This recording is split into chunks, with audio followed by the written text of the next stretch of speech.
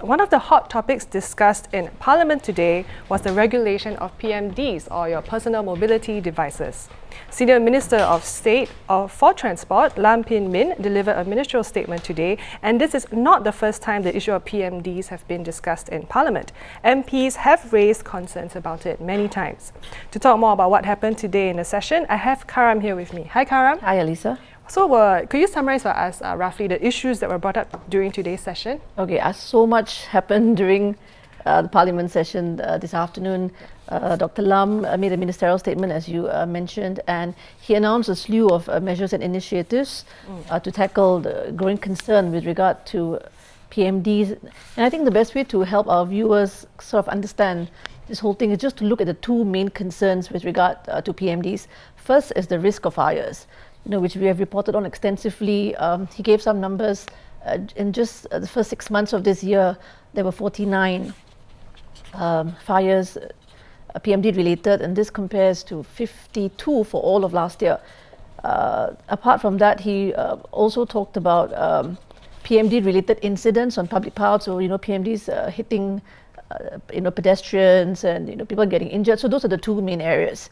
So if we look at the fire-related area first, two major announcements made today. The first is Dr. Lam announced that the government has decided to bring forward by 6 months a deadline for PMD users to ensure that their devices meet the stipulated UL 2272 certification. Initially, it was announced that the deadline was end 2020.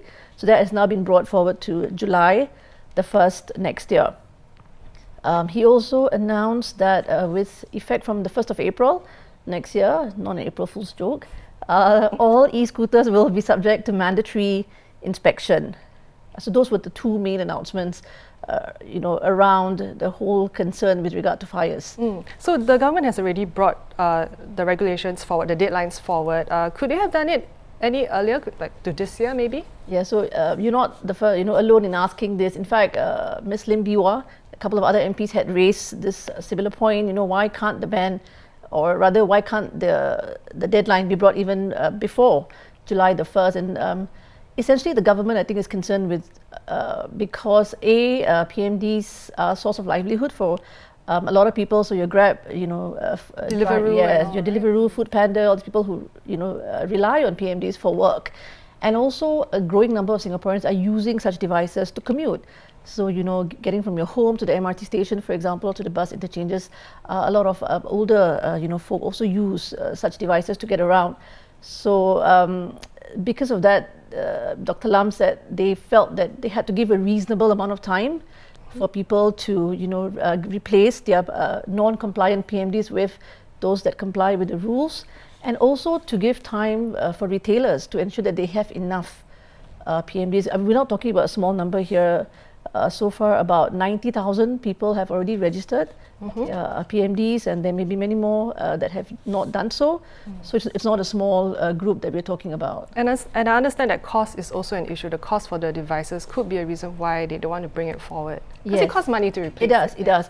And so ballpark, we're looking at between $600 and $1,000 for a PMD that is UL 2272 compliant. That's easily about twice the cost of like a non-compliant device. And again, going back to people who use PMDs, right? Food delivery people and all, that's a lot of money for a lot of people who use PMDs. So that's also been an issue that Dr. Lam said that they took into consideration. Yes, that the Land Transport Authority and the Transport Ministry took into consideration. Are there any other regulations?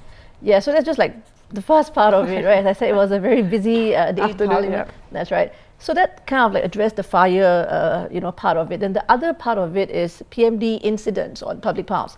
So that can be looked at in just looking at three areas. One is infrastructure, then there's enforcement, and then there's education. So with regard to infrastructure, he talked about how the Land Transport Authority is looking to spend something like $50 million over the next few years. So they're looking at outside schools, for example. There's a trial that has started to put in place speed regulating strips along footpaths, so that when parents are getting their kids to school, they will slow down so they don't hit other students or other pedestrians. So that's one. He also announced that the 15 PAP town councils have decided to ban the use of PMDs at void decks and along the main corridors, which means you have to get off, dismount, and push. Is this an immediate ban? No, so they're looking to work with town councils progressively, and they're looking at by the end of this year, when all this should be sorted out. And separately, the Land Transport Authority is also working with several town councils to look at pedestrian only zones at town centres. And how that's going to work is that they will draw up like a designated area in the town centres where it tends to get crowded, and again, dismount and push. And so for a start, it's like a 3-month trial. They're looking at 5 estates, including Ang Mo Kio and Bedok. And also Tampines, correct? Yes. Yeah, Tampines as well. So it sounds like they are doing a lot of things to kind of improve the use and the regulations of PMDs. But what's the point of doing all this if there isn't enough manpower to catch these errant drivers? Yeah, so then we come to enforcement, right? So the LTA currently has about 100 people on the ground to tackle this enforcement issue, and they're looking to double that by the end of this year. But then again, if you look at the number 200, I don't see how that's going to solve the problem. 200 is not a big number if you look at having to really cover the whole entire island. And so you may recall that we reported recently that the LT had started an 18-month trial to use CCTVs to catch people who speed and all that. And they also recently launched an app to allow the public, if you see someone like speeding or basically like a neighborhood police watch. So you can record them and then just send that information through, and that allows them to investigate and see whether they need to prosecute the people involved. Okay, so hopefully these enforcements will help. And it sounds like, so as you mentioned, it's a very busy afternoon. There were a lot of announcements. So how will it also help with the increasing PMD related accidents? Yeah, so I think enforcement and registration, that will go some way to help this problem. I don't think we can expect that there'll be a ban, because my own understanding is that the government is very, very reluctant to do that. So I think that's kind of out of the question, for now at least. The bigger challenge, I think, is in dealing with fire-related incidents, because mandatory inspection, if you're going to do it like a one-time thing, what's there to stop someone from, getting your PMD checked and then just going back and adapting the battery or modifying the, your equipment? So that really doesn't help. And also, there's been some talk about insurance, to ensure that people, if they get hurt, hopefully they don't, that there will be some sort of compensation. So there are a lot of things, a lot of details that need to be ironed out. But I don't see that this is going to be an easy problem for the LTA and for the government to tackle.